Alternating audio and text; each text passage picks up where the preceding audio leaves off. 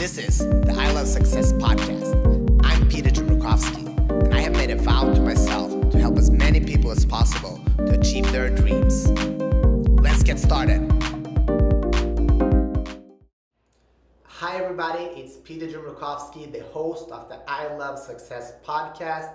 One thing that I always try to become better at is online advertising. How do I get better advertising? How do I reach more people so I can spread my message and work on my mission, which is helping 10 million people in 10 years to achieve their dreams? To do that, I brought in a great guy called Brian Meert, and he's the author of this book right here and also owns the company Advertise. So in today's podcast, we spoke about how do you market on Facebook? What should you do on your website? How do you grow your business? What's the do's and don'ts of that? And we also talked about entrepreneurship. We talked about the average entrepreneur gets bankrupt 3.75 times before they become a dollar millionaire. So we talked about a lot of those things. So I think you will enjoy this show, and let's get it started. Here we go.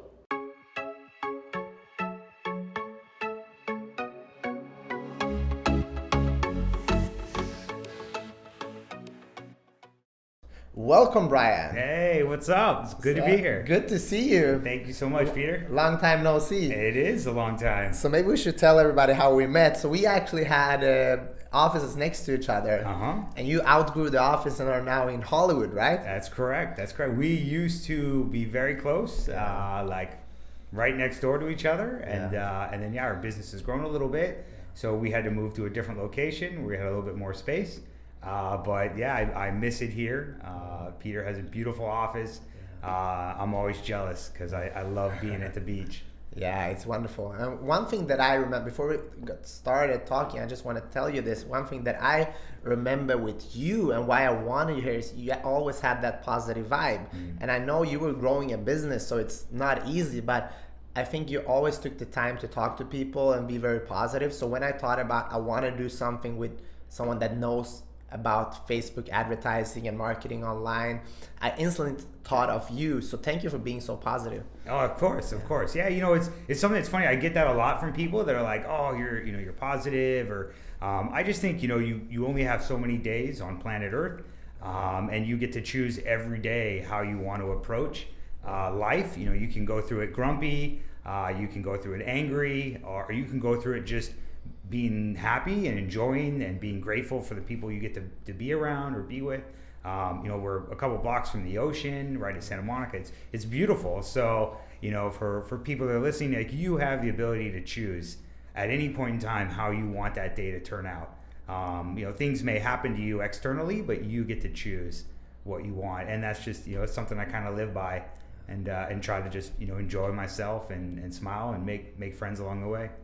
That's great. And I think what people should know, like, starting a business and being an entrepreneur, if you want, you can pull your hair out, right? No, it's so true. It's a choice. It's funny because there's the glamorous side of, like, hey, you can become a billionaire and there's tons of money and you get to be a CEO of a company. And then there's the flip side, which a lot of times doesn't get shared on social media, which are the long hours, the headaches, the running into dead ends, or things that, obstacles that seem almost insurmountable when you're like, oh man, how am I going to solve this one? And so you really have to, I think, just love what you do, or be kind of passionate about, going for it, is what I've found is the people that generally, make it and can go the distance, is they really, really want to be there. Yeah, so right. So we're going to talk a lot about your life, Facebook advertising and marketing, but let's start with Brian Meert. Who are you really as a person? So, I'm just a dude that just enjoys doing marketing. I grew up, I wasn't a business guy at all. Like, growing up, I always thought guys like Bill Gates or Steve Jobs had some magical ability, right? That they had like Michael Jordan can dunk, like he was just born that way, where he was good, or at least he was naturally talented. And so I always thought business people were kind of like that they had this secret, something that I didn't have. The only thing I ever did in business was my mom used to buy these giant bags of candy like Smarties. You know what Smarties are? Yeah. Like unwrap them. She used to buy these giant bags from like Costco or things like that. And my parents would make me make my own lunch every morning when I'd go to school. And I eventually got lazy and was like, I don't want to have to make a sandwich and put everything together. So I would just grab a handful, like a whole bunch of these Smarties. And when I got to school, I would trade them. I'd be like, hey, I'll give you like 10 candies for a sandwich and 5 candies for an apple and 4 candies for some chips, right? So I would trade it away and I'd be like, cool, I now have my lunch. But eventually that bag of candy went away and I couldn't do it anymore. But that was it. I mean, the only other thing that was the only entrepreneurial thing I ever did when I was little. My parents made me work a lot. So I was like a paper boy as a little kid. I was a janitor going through high school. So they always would try to get me into jobs and just get me into positions where I could work. And I think that was the beginning of maybe teaching me the value of, man, it's a lot more fun to have money than to not have money. So that was something that I always liked, being like, oh, you know, I was a paper boy and I'd get a check for like $20 a week or something like that. But I was like, sweet, I can buy baseball cards or a new baseball bat or whatever I wanted. Like I had the freedom. So I think that's kind of where it started. But I mean, I didn't really get into starting businesses or getting into entrepreneurial stuff at all until I took a year to Fiji. I took a year off from college and went to Fiji to live there. And I wasn't sure what I wanted to do, maybe be a doctor, maybe be a teacher. And so I went to a place where I could volunteer and do both. So I would work in a medical clinic in the morning, and then I would teach English in the afternoon to students at a school. And I was there, and after about 4 or 5 months, there was no electricity, no radio, no internet, no TV. So we were just chilling, like climbing coconut trees and fishing and riding around in boats or hiking through the hills. That's all we do until it would get dark, and there was nothing else to do. And eventually there was a library at the school, but they would lock it after everyone would leave. And all my life up until then, I was always like the guy in class that would joke around, have fun, not really do my homework. And eventually I was like, oh, there's nothing to do. And I was like, let's get into the library and see if we could read some books. And so I had to break into the library after school hours, and we took off one of the window panels and climbed through, and we'd start, you know, me and the guy I went with, we'd start reading books, and then we'd go take them back and check out more books. And I read a book during that time that said the average entrepreneur has gone bankrupt 3.75 times, or the average millionaire entrepreneur has gone bankrupt 3.75 times. And I remember there reading that in a little hut in Fiji, and I was like, I've gone bankrupt 0 times. And I was like, I haven't even tried. And that's really where the first time I think the seed got planted, where I was like, man, I gotta just try. Like, I'm not a business person, but if I ever want to get millions of dollars, I've got to at least try to start a business. And that's really like the first part of my journey, was just realizing I had to want it and to go after it. And yeah, then from there, then comes the next tricky part, which is trying. And that's tough as well. That's really cool. And I like talking about like when your parents wanted you to work in the morning. I was the same. My parents had a tobacco store, so I worked there since I was 6 years old, and I was always used to having money in my pocket, and that feeling is so great that you work and you get money in your pocket, and then you can do what you want. You can buy candy. When you get older, you can do other things. So that's so cool. But let's talk about that year. What really made you take 1 year off of college and go to Fiji? Because that's a crazy thing to do, right? You probably had a lot of things on your mind, like, what am I going to do with my life, right? Totally, yeah. You know, it was something that, you know, was a big decision, like, especially going through school. Like, all your friends are now a grade ahead of you. They're further ahead. But I had a couple people that had been like, now's a time, if you're going to ever do this, you have the ability, you have the flexibility, we recommend it. And the school I went to had like a program where they would help anyone that wanted to go volunteer or go do kind of that out of college experience. So, you know, I was talking with them and figuring out my options, and it just, you know, I don't know, I always like to travel, and I enjoy traveling. So it was one of those things being like, well, let me see if I could pull this off. And I eventually, you know, did. How old were you at this point? Man, I was probably 20, maybe 21, 22. It was when I took a year off. So, you know, again, young, I didn't really know a lot about how everything worked in life. But it was just something that I felt was going to be a good experience. And, it was beautiful for a couple reasons. One, I'd never been anywhere without all the electricity. And so to have that all removed was kind of scary for a little bit. No internet, nothing. Like, it was just you alone on an island. And to realize that everyone else there was happy. Like, there was things that we did without, electricity or TVs or radios that we would do to have fun. Or to be able to connect with other people. And that was awesome.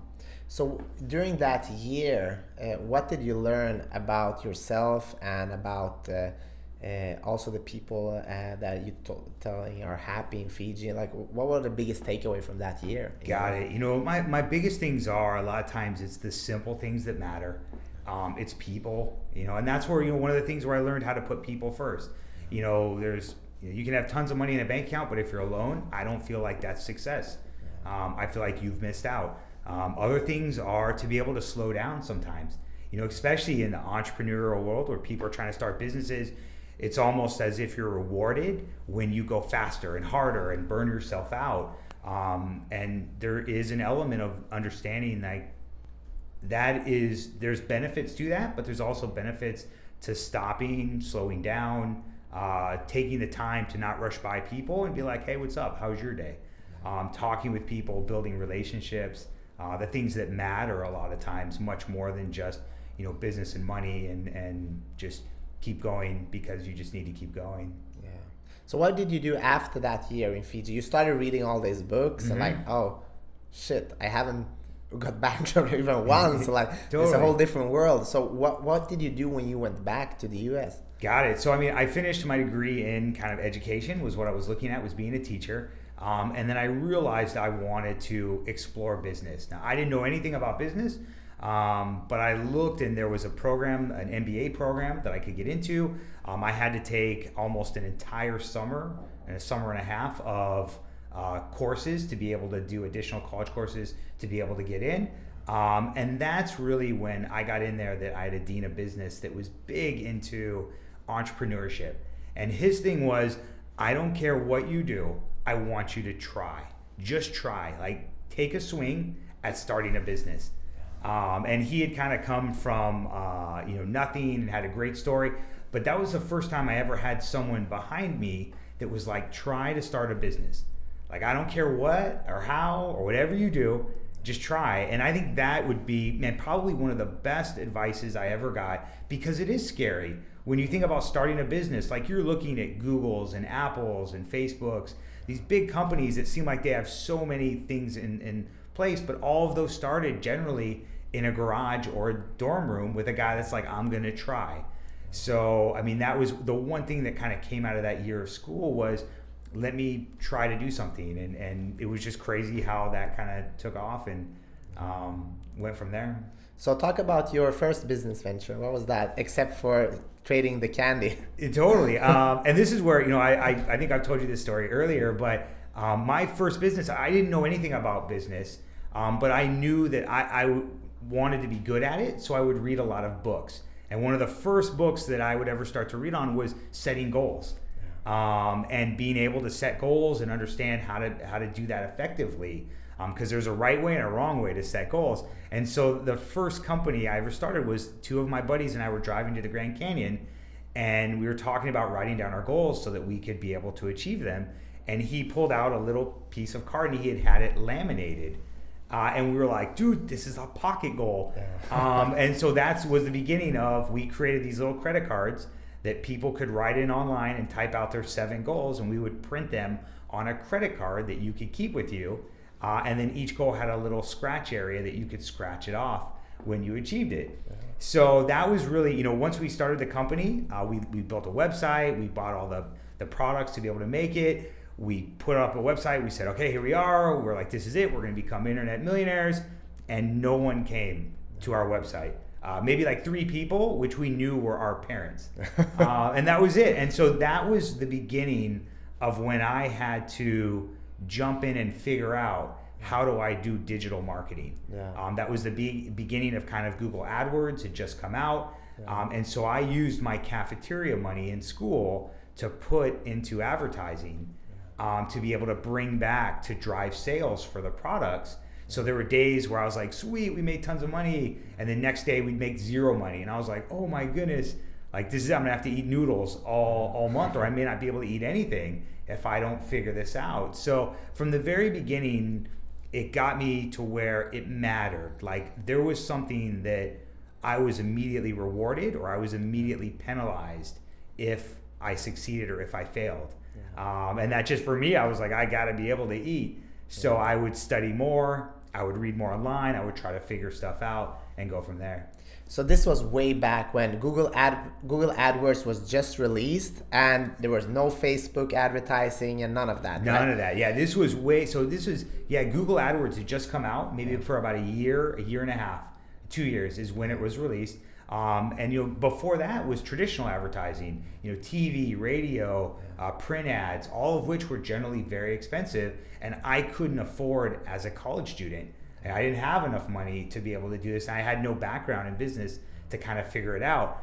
That's where jump forward to today, and it's incredible the tools that people have at their disposal with Facebook and with Google to be able to spend their cafeteria money budget, but to be able to reach exactly who they want, and exactly the audience, and go after the people to be able to introduce them to what it is, their company. Yeah. So let's have some fun. Yeah, let's go. We have this company.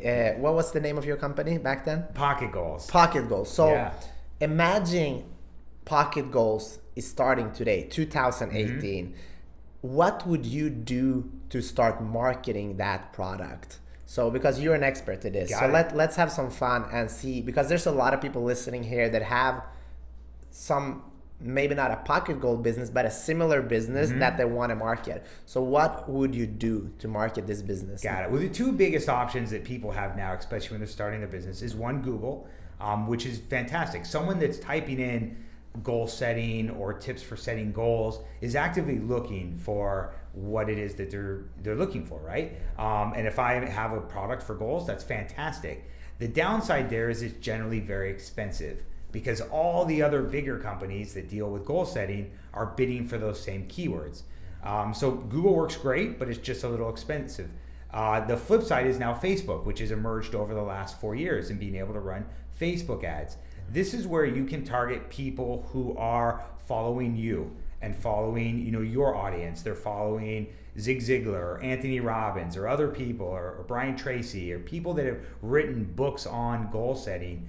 And what happens is you can target people that like maybe all four of those people and be able to say, I only want to go after that audience, which would mean they're probably very interested in self-learning, in self-development. And what happens is you may only need to pay, $20 a day to be able to reach that small segment, but that's exactly who you would want to reach to say, hey, look, I've got something new that never existed before.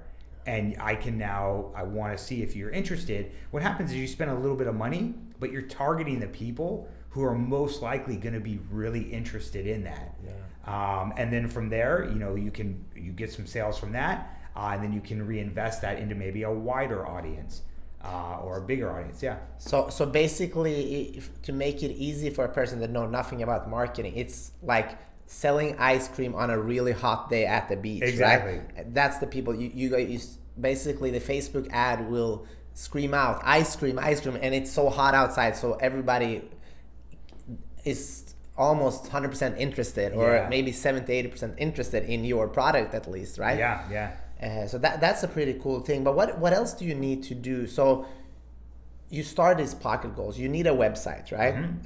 And then you want to drive traffic, because with traffic you get customers. Basically, it's like having a shop on the promenade. There's a lot of people, and if you have a website in a small area where no one walks in, no one will see you, right? So you want people to see and come to your website, and you can do that with Google AdWords, you said. So that's really, those are methods used to drive traffic to your site. If you're looking to build a website or be able to set up, some of the ones that I see being most popular are, if you've got a single product or a service, Wix or Squarespace are fantastic tools to use. Because they have a lot of ability to kind of drag and drop. You don't have to get a programmer to help you, which a lot of times can become expensive. If you have an e-commerce site, so you're looking to sell multiple products, Shopify or WooCommerce are both fantastic options to be able to build out and grow your site from there. And then once you have those built down, and my advice on that is always make something that looks good, but don't worry about making it perfect. Yeah. A lot of times, like especially with my first company, we probably spent 6 months making our first website. If I could go back and talk to that person then, I'd be like, you have 2 weeks and that's it. Yeah. Like get it as good as you can get it and then go and move on. Focus on another area of the business. I think you're so right. It's so easy when it's your product. You want to have it perfect. And you have to release it and then update, right? Because otherwise you can never get anywhere. And I know for example, when I write my books, it's like now I'm in the last editing phase of my new book, and you just want to pull your hair because it's never perfect. Yeah. But if I wait 2 years, it's not going to be perfect either. I just have to set a deadline and make the best I can and put it out there, right? It's so true. And I think, most people are generally really critical of what they're doing. They want it to be good. They don't want to have an ugly baby, right? Like, I don't want my business to not be perfect or to do everything that I want. But I think a lot of times, especially now in today's day and age, they have what's called the MVP, which is the minimal viable product. And they're like, try to go as quickly as you can to where you could sell something or see if someone can be able to be interested. Now in a book, it's tricky because you want it to be good and quality. But I think if you were to talk to any author, that they would say, when it was done, it wasn't maybe 100%. It wasn't perfect of what I wanted it, but I went ahead and released it or got it to where it was good. And the editors signed off on it and everyone was like, this is okay. And the truth is, people that read it are never as critical. So right. Yeah. You have a website and now you want to drive traffic. So we talked about Google AdWords. Yep. We talked about Facebook. What else do you need to think about? I mean, those are really two big ones. And what happens is there's lots of other options out there. And I think this is another area that people a lot of times can stumble on, which is, well, can I do Twitter ads? Can I do Pinterest ads? Should I be doing social media? Or trying to build up Instagram to get influencers to talk about? And this is an area that a lot of times can get overwhelming because there's 1,000 options of what you can do to grow your business. My advice on that is usually pick one or two and try to do them really, really well. Know that there's a lot of other stuff, but the entrepreneurs or anyone that's starting their business, their dilemma is they have limited resources. So trying to spread yourself too thin, a lot of times will be a surefire way that you're going to end up doing everything not really well. Try to pick one thing. And Google's the biggest for sure in terms of advertising. Facebook is growing very rapidly and it's a lot more inexpensive. So if you have a product that never existed before, and there aren't a lot of people searching for it, then Facebook's probably going to be your better option. If it's something like an iPhone case, there's a lot of people every day looking for iPhone cases. So you might be able to throw up Facebook ads or Google ads and be able to get a lot of traffic if you have something that's different or unique.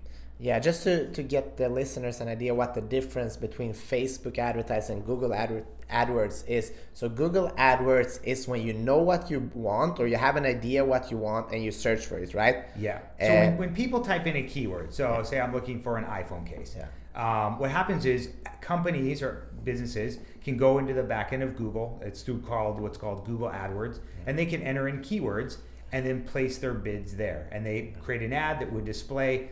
They also can be able to run banner ads across the internet for partner sites that Google have with them. Facebook, on the other hand, these are for ads that appear on the news feed of people on Facebook. So Facebook's the most popular app in the world. It's fantastic on mobile devices.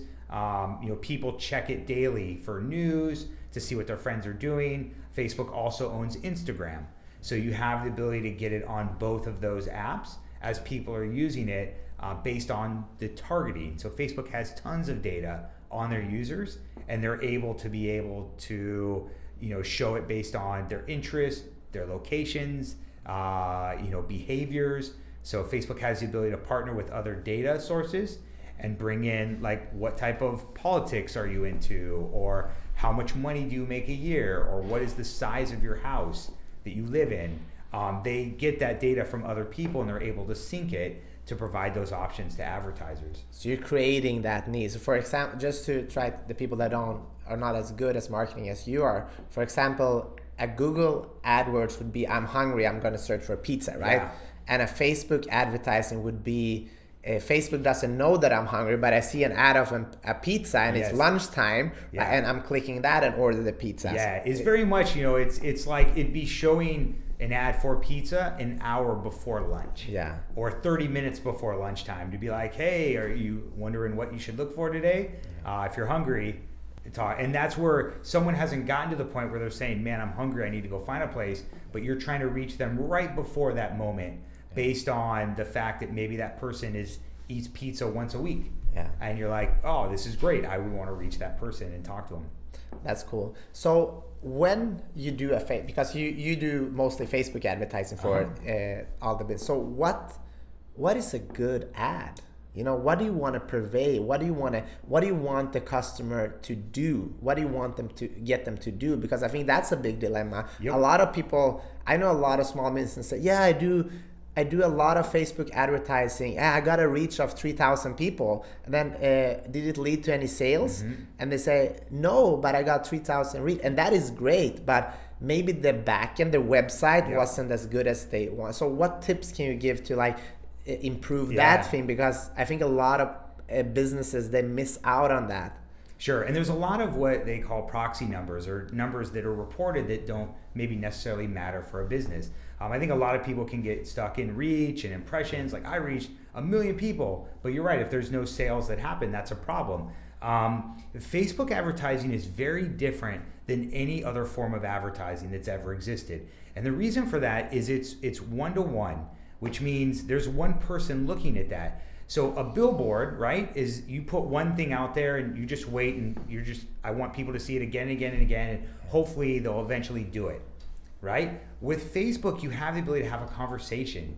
You can interact with people. People can like or comment on your ads, which means if you have a really bad ad, people will be like, this ad's super lame, and they can comment on your ads. So there can now be interaction between them. In my book, I write about 3 things that every ad should try to do, which is to be engaging. I call it the 3 E's. Yeah. It should be engaging, where you're trying to talk to someone or have a conversation, ask them their opinion. What do you think about ice cream or pizza, or what is the all-time best, the very best pizza you've ever had in your life, right? Like I can begin a conversation with you about pizza, and if I'm a person that sells pizza, I'd be like, hey, oh, you think Pizza Hut is the best? Well, tell you what, you've never tried mine. Yeah. Like come in and let me wow you with my pizza. I dare you to try it, right? Like now you and I can have fun. Like there's a conversation there. So being engaging is something they're asking for my feedback. Being entertaining, like just doing something that makes people smile or laugh or have an emotion. There's a lot that you can do there with entertainment, which is people generally like to be entertained. When they see something that they've never seen before, they're like, oh, this is what's going on, what's happening, this is exciting, or this is scary, or like I want to know how this ends, it's a great story. And the last one is educational. Try to teach people something that they didn't know before. And the best example of this that I've seen a lot on Facebook are cooking videos, right?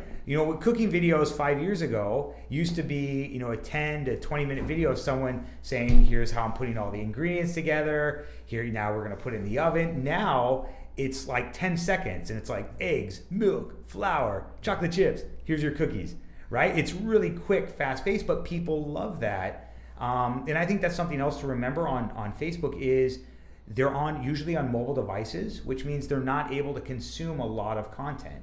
Generally people are on the go. They're moving around quickly. Facebook says the average amount of news feed that people go through is the size of the Statue of Liberty every day. So in terms of feet wise, that's how much the average person on Facebook will go through a news feed, scrolling through content. So what that means is you've got to have short pieces of content that are really quick and fast.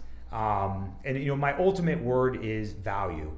Like if you're going to create an ad, the billboard days don't work very well on Facebook. Facebook will reward you if you are creating something of value for the people who are watching it.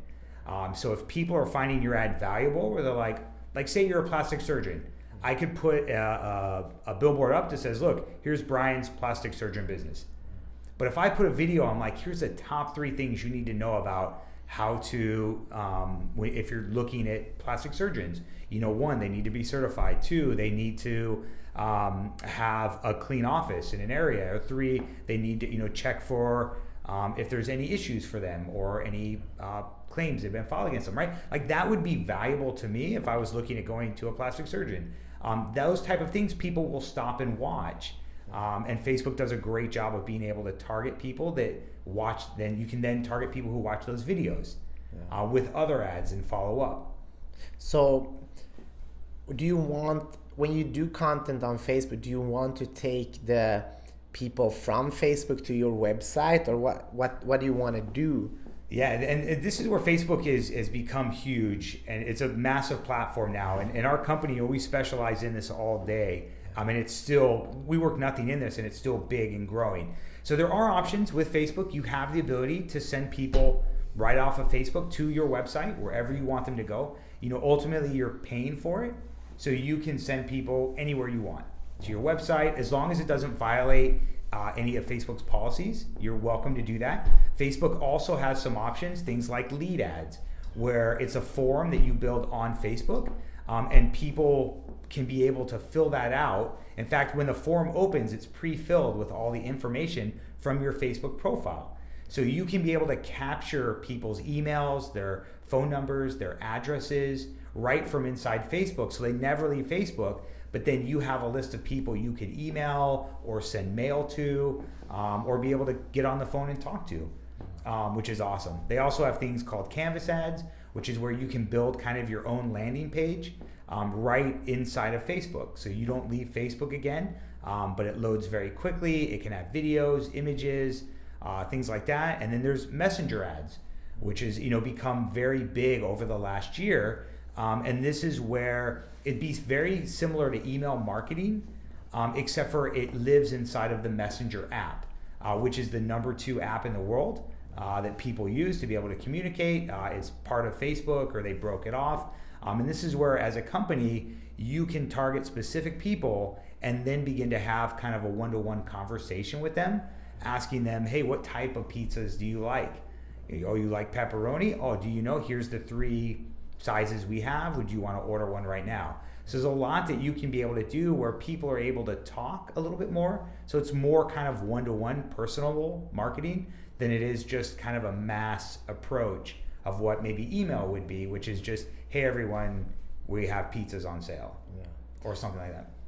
So that's pretty cool. So it's a big jungle when it comes to marketing when you're a small entrepreneur. So one thing that I want to talk about, is it important for a business to collect data like email addresses, or what's your opinion about that? I mean, it definitely is valuable. And I mean, on Facebook, if you're running Facebook ads and you're trying to send people to your website, you have to pay every time that ad is shown, right? It's a bidding system and you have to pay for that. If you collect an email, that's now something that you own. And as long as that person doesn't unsubscribe, you can be able to communicate with them about, hey, here's a new product, here's a new service, here's a sale that we have, here's something else that we have going on. So there is value to be able to build those lists, because there isn't necessarily a cost associated with emailing them again, unless you're using a mail system. But again, that's usually pretty minor in terms of expenses. Yeah. So there is value because you now have the ability to reach those people with a message. And so usually I recommend having a portion of the budget go towards building a list or building Messenger, or also going towards driving sales. So we usually we'll work with our clients and build up kind of a breakdown of what they want to be able to do, and then go from there. Interesting. And one thing that I think a lot of new businesses forget about when they talk about digital marketing is customer acquisition costs. Mm-hmm. So that's basically how much does it cost for me to get one customer, mm-hmm. right? And do you have any tips for these businesses when they create these products? Does it has to be, if you want to live on Facebook marketing, Google AdWords, does your product has to have a minimum price, or can we just talk a little bit about that? Sure. I mean, there's a lot of things there. I mean, so I guess there's two questions. The one is, understanding your customer acquisition cost. I mean, that's really an important number that everyone should know about their business. How much does it cost you to get a customer? Sometimes there's companies like Uber, when they first started, they would gladly spend way more than they got per user to be able to get users. Netflix was the same thing. When they were growing, they gladly spent way more than what they made per customer per month, because they knew we want to be able to keep them. It's on a subscription. So we'll pay a lot more to be able to get them on board. If you have a single product, you want to know how much it costs, and be able to, that will help you know as you're running Facebook ads or Google ads, am I profitable, yes or no? And that will help you know what campaigns to turn off and what campaigns to focus on more. My one tip when it comes to digital marketing, just kind of the most general thing across the board, is remarketing will be your best ROI. Yeah. So these are people that have poked their head or looked into your store, they've looked around and then they've left. Being able to show ads back to those people, and you can do remarketing both on Facebook and on Google, will be your very best campaign. So my advice is always start out with those. You generally won't spend as much, but it will grow as you get more traffic to your website. But that is where you will almost always see your best ROI. Yeah. So could you sell a product that is $20 and make money on Facebook advertising? There are use cases for products that are very inexpensive, as well as products that are very expensive. There are margins, so Facebook wants to get paid for them to run your ads. So generally it's a numbers game, and everything comes back to the numbers. So if you're selling something for $2 and you make $1 off of it, what happens is Facebook still wants money to reach people. If that number is more than $1 per however many impressions it takes for you to get a purchase, then it won't work. You're going to start losing money very quickly. So I do think having margins built in to your products are usually good. The numbers that I would say, kind of maybe general with the clients we've worked with in the past, you usually need, I don't know, $10 to $15, I would think, and a cost per if you're selling something for $5, it's going to be tough. Yeah. Generally things that are maybe bundled together, where there's multiple things together, those people have a little bit more wiggle room because they have more money to spend on advertising than people that don't necessarily. But on the flip side of that, you can trim and be more specific with your targeting, not spend as much, and still be able to do all right when the numbers are lower. But usually, if the problem will come if you want to scale. Yeah. So say you're selling 10 or 100 pizzas a day, and you're like, this is great. Now I want to sell 1,000 or 10,000 pizzas a day. That's where a lot of times the numbers will start to go up in Facebook's world. As you start to try to reach more people, it can become more expensive per customer. Yeah. So what has been the most fun campaigns, the most successful campaigns that you have worked on, and what do you think? What did Advertise Meert do to really make these campaigns really unique? Sure, that's a great question. I mean, we have a variety of clients. So we have e-commerce clients that have very specific. These are guys that are going head to head with Amazon, and they're like, we have to watch every penny, and we're going after very big items, people that everyone would know about, and we're trying to compete with Amazon. And so we have to dig through the data and try to find exactly how many days ads should be shown, or like there's a very analytical process to it. But it's extremely satisfying when we can go back to our client and we're like, we're beating Amazon, or we're helping you grow sales in this new area. We've also worked with political advertising, which is fascinating because there's so many people that have opinions about different topics. And what happens is Facebook ads they're built around if it's valuable to users on Facebook. So the Facebook algorithm is looking for, is something becoming more popular or is it becoming less popular? And if it's becoming more popular, what happens is that the cost per advertising goes dirt cheap, incredibly inexpensive. So if advertisers can be able to tap into things that are on the rise, topics or movements, or like during the political campaign, everyone was talking about, there was a lot of stuff going on. This is very fascinating, and people are passionate about it. So when there's a lot of passion or emotions or engagement behind the subjects that you're talking about, it is just phenomenal to see how amazing, how much you can get out of Facebook at a low cost. There was campaigns, we were generating emails for pennies, like under 10 cents. These are people that are signing up, wanting to get in to support different candidates or causes, and they're like, that's it. They want to go for that. It's just fascinating to see. That's almost like selling water in the desert, exactly. Right? That was spot on. They really wanted that product or right. that interest. Yeah. People are passionate about getting water at that point in time, or they want to talk about what are the best places to get water at, because we're thirsty now. Yeah. And when you're at that right place at that right time, Facebook very much incentivizes you, because they again, it goes back to value. You're talking about something that everyone else in the world is talking about. And they find that valuable for its users.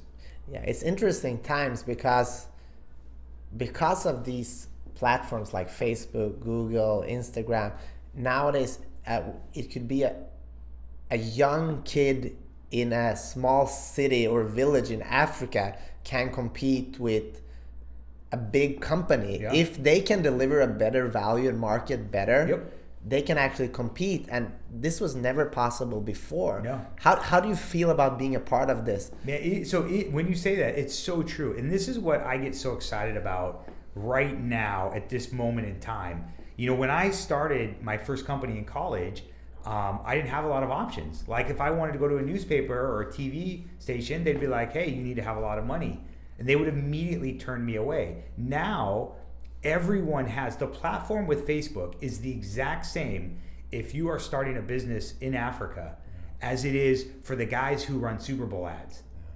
The guys who have millions and hundreds of millions of dollars that they're spending use the exact same tool that you use to start your businesses right now. And that's just fascinating to be like, it's now a level playing field.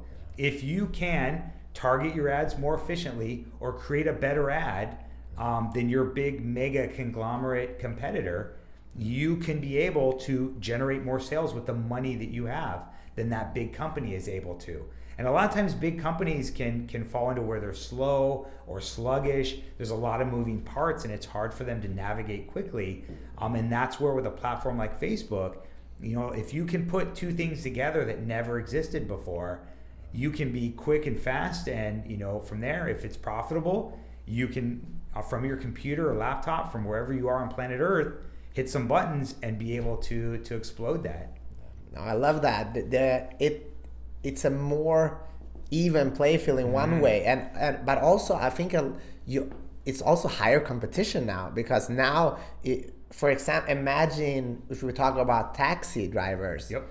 A lot of them are very angry right now because a company like Uber or Lyft, they came in and changed the whole industry just because of phones, right? And an idea. So you have to be on your toes. What do you see? Do you think Facebook advertising is going to be around in 5-10 years? Or what will be the next thing? Yeah. Right now for the immediate future, I think Facebook is definitely going to be expanding a lot. So my advice is, if you are not on Facebook advertising, at least trying it out, you need to stop what you're doing right now. And over the next week, try to get that set up at a basic level. And the reason for that is, people just use their mobile phones more, right? Yeah. TVs, I'm watching TV less and less. I'm watching more on my phone when I'm going around. This is what I have more than my laptop, more than my computer, more than my TV. My mobile phone is what I have. And Facebook and Google are the ones that have the biggest control over mobile phones, meaning they have apps that people use, they find valuable, they have a lot of data on people that are using them. And especially in terms of video, like both, Facebook on their own they said they invested, I think, $1 billion this last year to creating new or content. Like they're going after YouTube, and they're also going after, this is like CBS and NBC, these big companies where they're saying, we're just gonna, instead of paying for your content, we're just gonna create our own that lives here on Facebook. So imagine House of Cards or Game of Thrones, but now only on Netflix or only on Facebook. Like that's awesome. And that's what they're trying to do. And because they now have a system behind it to put ads in. So what that means is, I say like 10 years from now, I would imagine that when I was in college, I couldn't go to TV and put ads in the middle of TV shows because it was too expensive. 10 years from now, I could be from a laptop anywhere on the planet, and I'll be able to put my ad in the middle of the most popular TV shows or any sort of content. Or if a celebrity goes live, it's like, hey, here, I want to walk you around my house, I could get my ad in the middle of their live stream. So I mean, there's these huge opportunities that never existed before, which for me, it's just fascinating. And again, what you said, it's a level playing field. Yeah. So let's talk a little bit about your book. It's right over here. Yeah. Can you just show it and just like if it's a lot of people that likes it on Amazon, a lot of great reviews, and can you just talk us through like the main points, if you just a couple of minutes for, of course, everybody should read the book, but just a couple of minutes, what are the main points that everybody needs to know? And I think we covered a couple of them, but let's just summarize it a little bit. I mean, so the book came out of, I talk to people all day, every day about Facebook advertising. And what happens was I noticed I started to get asked a lot of the same questions again and again and again. And that's where I was like, man, I've got to write a book to where these answers are down there. So more than just one person on the phone could be able to get them. So we wrote this as kind of like a guidebook for someone that was starting from ground zero, that didn't know anything about Facebook ads, and was like, I need to get started, and then be able to move from the beginner level to maybe the intermediate. What's cool about this is we're printing the book on demand. So when you order, it's actually printed right then and shipped to you. And we did that because we knew we wanted to update it multiple times throughout the year. As new stuff comes out, we wanted to be able to have an updated book that when someone ordered it, they would always get the most latest information. So that's something that was, kind of new to us, but we're like, that's exactly what we need. But the book goes through a lot of walkthroughs. So how to get started on Facebook, what you need to be able to build an ad account, what you need from a fan page, how to be able to create your very first ad, how targeting works.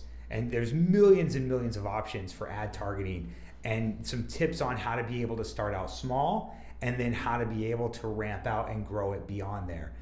Things like custom audiences, that's really important. How to be able to build segments of either customers that you have or people that have visited your website for remarketing. How to be able to build those, and then the different types of ad formats. And there's, a variety of different ad formats that you can be able to do, whether it's Instagram ads or mobile ads or vertical ads or, canvas ads or lead ads. And it gets very confusing for someone that just walks into that world for the first day. They're like, I have no idea what any of this means. And that's what we tried to build out and make very clear walkthroughs, very clear examples of here's what this means and here's why it's important to you. That's amazing. And how was the process of writing a book? Man, so it took a lot longer than I thought. Because we do it all the time, I was like, we'll just write this up really quick, maybe a couple of months. And it took me and my editor, we worked together on it, about 9 months. And what we would do is we would block out time every week. And we would go out into an area outside of the office, and I would write as much as I could, and she would go behind and rearrange it and be like, I know what he's saying, but it's horrible. And then she would organize it and put it together. But we really just wanted to get through the real core of kind of someone that would start out. And, I think I write in here that I want it to be something that would be easy, that even my mother could understand.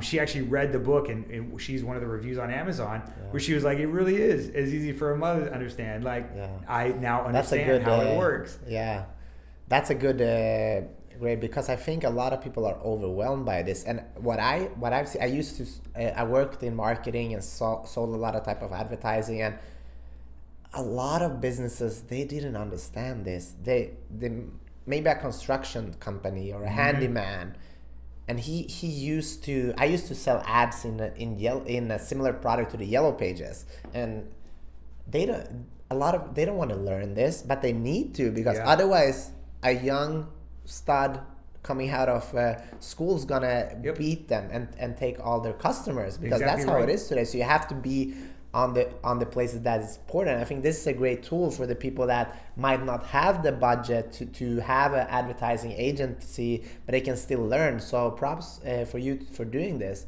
And how did it feel to see your book with your name on it? Man, the book actually coming out, when I got the first one in the mail, it is a great feeling. Like it's like climbing a mountain or doing something. Like there's so much work along the way that when it finally you see that end result, you're like, wow, this is crazy. And exact same as you, I didn't feel like it was perfect. There were things I was like, oh, but wait, we need to do, and my editor had to be like, no, like there is a deadline. I think the day before it printed, a new feature got released with Facebook. And I was like, oh, hey, can we put that in there? Yeah. Can we squeeze it in? And they're like, no, we've got to lock it down. That will go in the next version. So it definitely was good. I think what I've enjoyed about it most is the comments I'm getting back from people that are like, man, I now get it. Yeah. Like it was a new area. I was overwhelmed by it. I read this book and I understand it's not this huge beast. It's crazy. I understand there's pictures and walkthroughs and screenshots, so I know exactly where to go. I need to do A and then B and then C, and there we go. My ads are up and they're running, and now I know what to look for when I start to see the results to tell if they're working or not. Yeah, that's pretty cool. So let's talk about being an entrepreneur. Why is that something that attracts you? Because you've had a couple of ventures. Why does that attract you? So, I mean, the thing for me, I guess, about being an entrepreneur is there's a level of freedom where you kind of get to do your own thing. That can be both exciting because you're like, I get to do whatever I want, and it can be scary because if you make a wrong decision, everything can crumble behind what you've built. Like if there's millions of things that can go wrong with a business, but you've got to get a bunch of them right. To be able to make it work, and it's so there's exciting for me. It's also kind of like a game. It's a little bit like a video game. Like you keep playing it, and if you don't pass a level, you're like, I'm gonna try again. And a lot of it is like that in business. If you make a bad decision and you lose some money, it's not the end of the world. Not always, but you have the ability to try again and be like, let me go try another approach or do something else.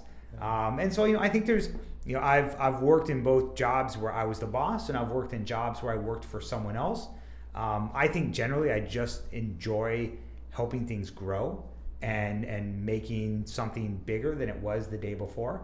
And I enjoyed that process. And generally I like to find jobs that I find fun, as opposed to something that would be, if a job for me isn't fun, I won't do it. I'll look for another job. So I think in terms of being an entrepreneur, there's definitely the excitement level there, but that also comes with days of being stressed out or being worn out. I don't know. My father is he's a nurse. He puts people to sleep, so a nurse anesthetist. And so there's been times in his life where he could have risen up to be the boss or moved up the ladder, and he's like, you know what? No, I don't. He's like, I enjoy where I'm at. I go in, I work my time, and then I walk out, and I get to hang out with my kids. I get to go travel. So being an entrepreneur definitely has moments where you might miss some of that because you're needing to work or needing to put in more time. So it really comes down to just understanding what it is. Like there's sacrifices on both. But for my father, he's incredibly happy. And he's like, I didn't need to be the CEO of the biggest company. He's like, I wanted to enjoy hanging out with my family and doing the stuff I like doing. And that's what makes me happy. So, for me, I was like, well, hey, I want to try to do it. And so he's excited. Like, he loves seeing it. He's like, cool. I'm so impressed by, what you do. That's always crazy. But yeah, I think for each person, if it's something that you want, the one thing that I would say is a lot of times, the people that want to be entrepreneurs, it looks shiny. Like, it looks like, oh, there's that magic. Oh, that looks amazing. You just get expensive cars and big houses and get to go all the cool parties. And just know that there is a side to that, which is long hours, lots of problems and issues, and it ultimately will end with you. Like, you've got to be the one that solves those. So, there's a flip side to it. And usually what gets shown is the happy side, the fun side. But there is an alternate side to that, which is the hard work that goes into it. So let's circle back to that moment when you read the book on Fiji, that the average millionaire entrepreneur gets bankrupt 3.75 times, right? Yeah. How about you? So, I had the Pocket Goals company eventually didn't work. I had another company I started that did very well. We eventually sold it. So I was like, oh, this is awesome. It's really easy. I took a lot of money from that one and started another company that was in the handbag industry. That one crashed and failed. I ran out of money to be able to do it. There was a lot of moving parts. And that was, like, I would say that one crash and burn probably equaled 2 to 3. Like, I went all the way down as low as I could go. I feel like I sacrificed mentally, financially, or physically, financially, in the relationships. Everything went to zero.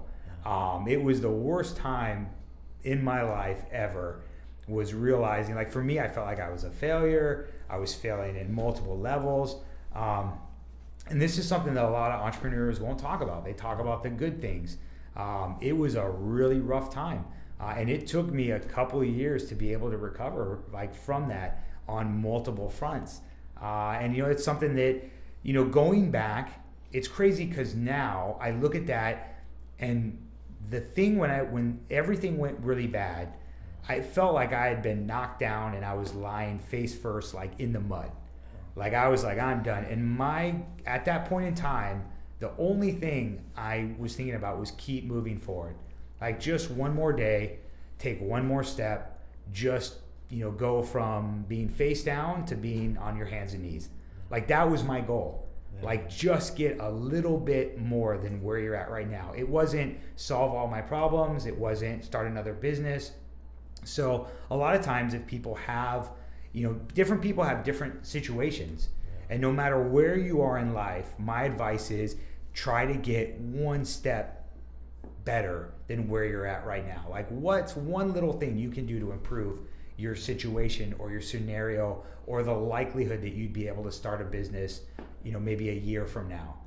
Save a little bit of money, get rid of a person in your life that, is a bad influence or holding you back. Things like that are what you need to do.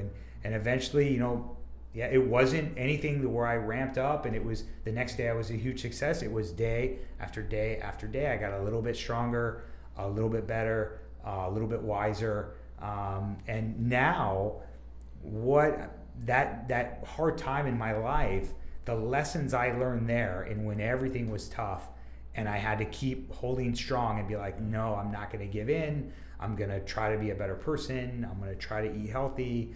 I'm going to not watch TV, and I'm going to read a book, things like that. All those things I did during there are what have allowed me now to become so successful, and everything that has kind of built up over time. No, that's. I think you learn more when you fail than when you succeed.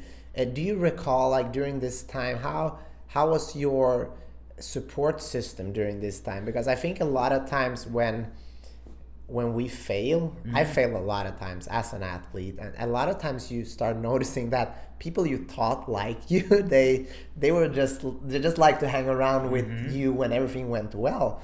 And can you just walk us through that? What happened in your life? Yeah. I think this was actually, that's a great point, because there was a lot of people that I felt like didn't understand. And it's basically, I took a big swing.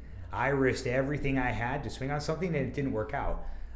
And so I felt embarrassed by it. I think I was really hard on myself. I think a lot of people were just like, hey, it's no big deal, just keep going. But for me, I'm like, no, you don't understand. Like, I have nothing now. Yeah. Like I have done really, really bad. But people are like, no, like you're still a cool person. I think people were surprised at how hard it hit me, and how long it took me to get back up. I think what happens is eventually I got to a point where I was open and honest about the fact that I messed up in some areas.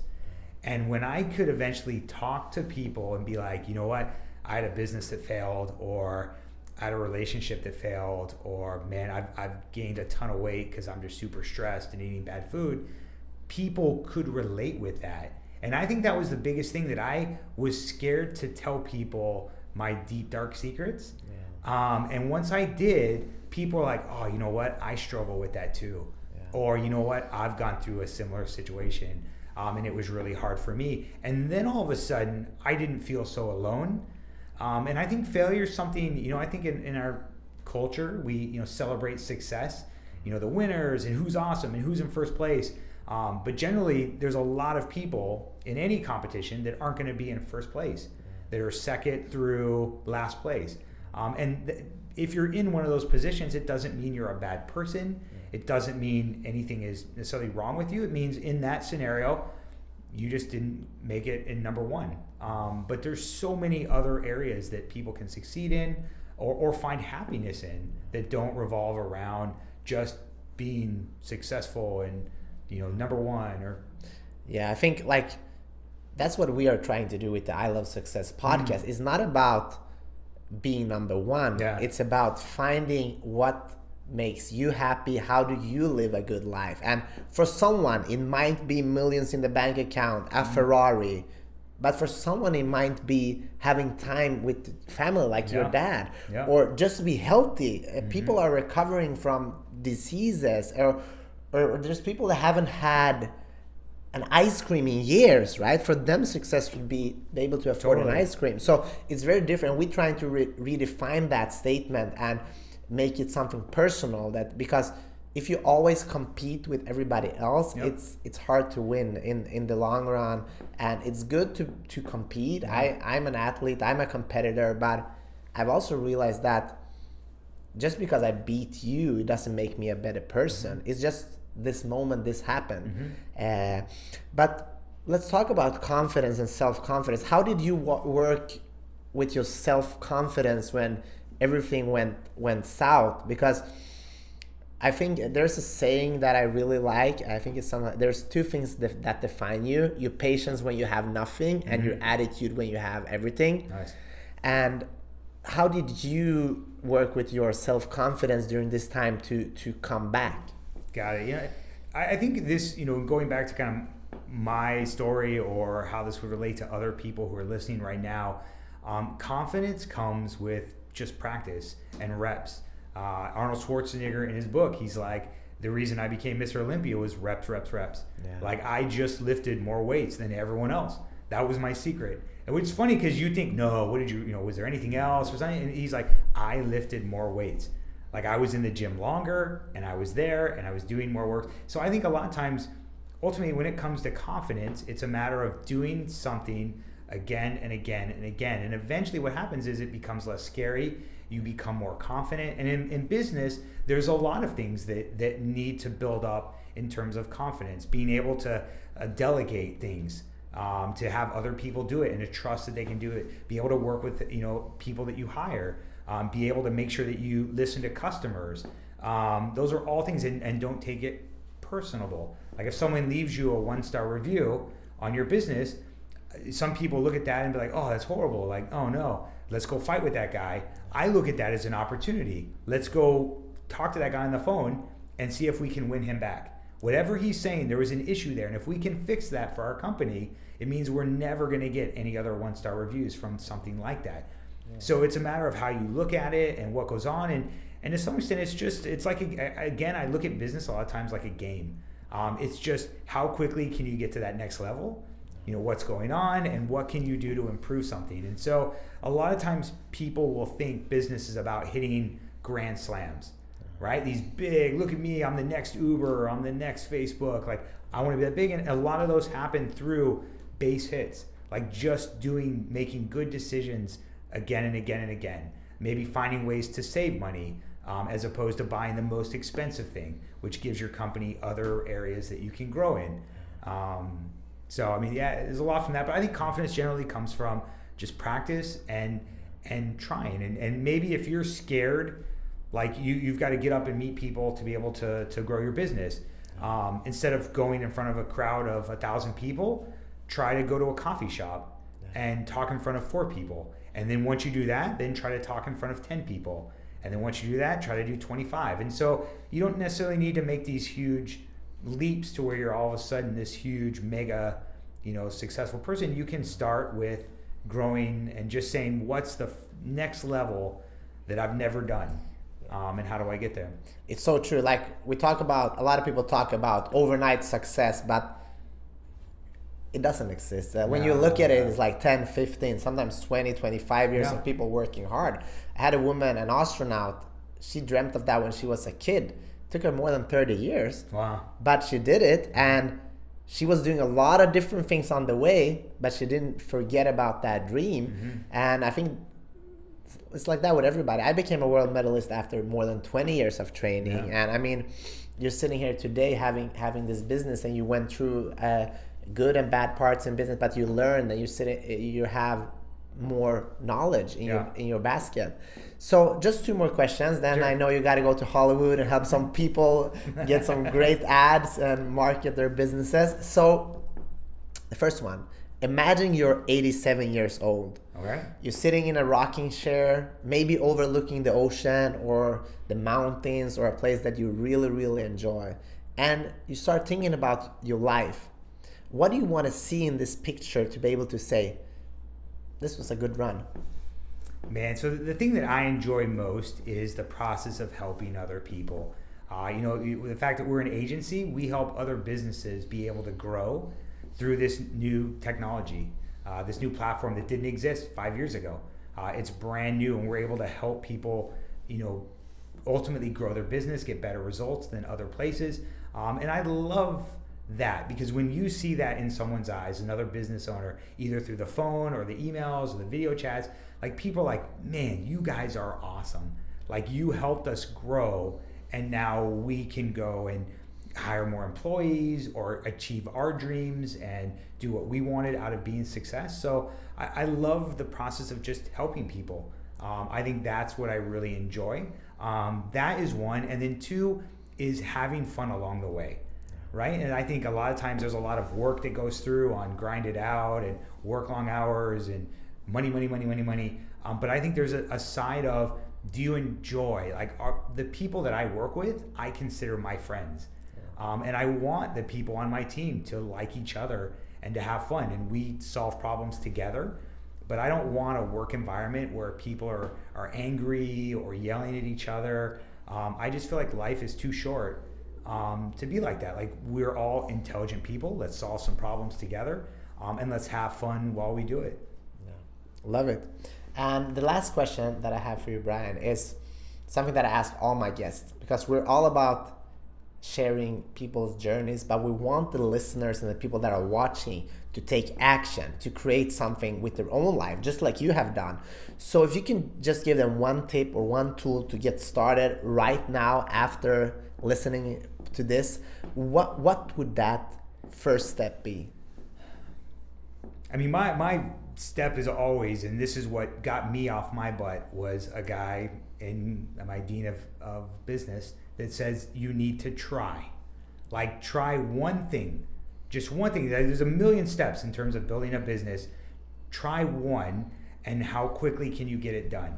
And that's probably something that maybe I've done a lot, is I write down a to-do list, or what I call a hit list of things that I need to do. And some of them may take me a week, some of them may take me a day, but I enjoy checking off those boxes. And I may a lot of times start with the small ones, just so I know I've got 3 things done. That I'm like, I got something done today. I took one step today that's gonna make me one step closer to my goals and what I'm going after.